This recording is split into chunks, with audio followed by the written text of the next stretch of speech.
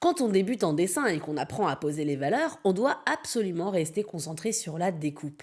C'est à elle qu'on doit penser en priorité. Et comme c'est pas un petit boulot de réussir à trouver la juste forme de l'ombre, bah ça vaut le coup de ne pas charger la mule en se rajoutant en plus un geste compliqué à réaliser. Ainsi, la première technique à utiliser, c'est celle de l'aplat, c'est-à-dire un geste de remplissage qui ne va laisser aucune trace de crayon, qui va créer une zone homogène de gris. Après avoir trouvé la forme de sa découpe, le dessinateur n'aura donc qu'à la remplir sagement en effaçant ses traces, et il obtiendra tout de suite un résultat cohérent. Le travail de pochoir se fait d'ailleurs exactement sur ce principe-là.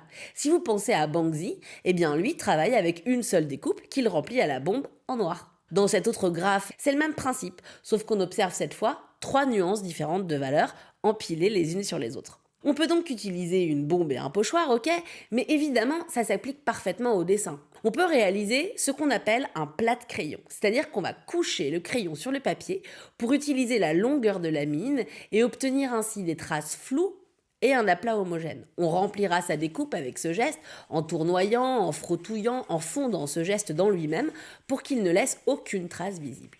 On peut aussi utiliser de la poudre de fusain étalée au pinceau ou au chiffon sur l'ensemble de la feuille, puis gommer à la mie de pain dans les zones de lumière. C'est toujours le même principe, sauf que cette fois ce n'est pas la découpe de l'ombre qu'on remplit, mais la découpe de lumière qu'on enlève.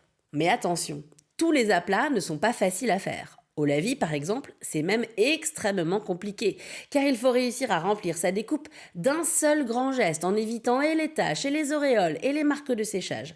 Ça demande beaucoup d'anticipation et une excellente connaissance de son papier et de son pinceau. Donc l'aplat, c'est bien la technique la plus facile, sauf au lavis, où là c'est probablement une des plus difficiles. Alors bien sûr, un dessin en aplat ne sera pas le dessin le plus dynamique du monde. On n'y verra pas le geste du dessinateur, ni donc ses envolées lyriques.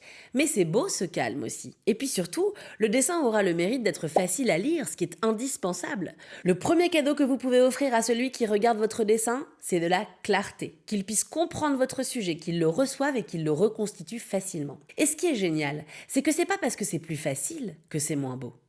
En vous exerçant à poser vos valeurs en aplat, vous vous accordez la possibilité de vous concentrer à 100% sur vos découpes. Si ça déconne quelque part, ça ne peut pas venir d'autre chose que de ça, à part de votre construction bien sûr. Donc non seulement vous ferez plus facilement de bons dessins, mais en plus vous apprendrez plus rapidement à maîtriser ce principe indispensable de la découpe. C'est donc tout bénef pour vous.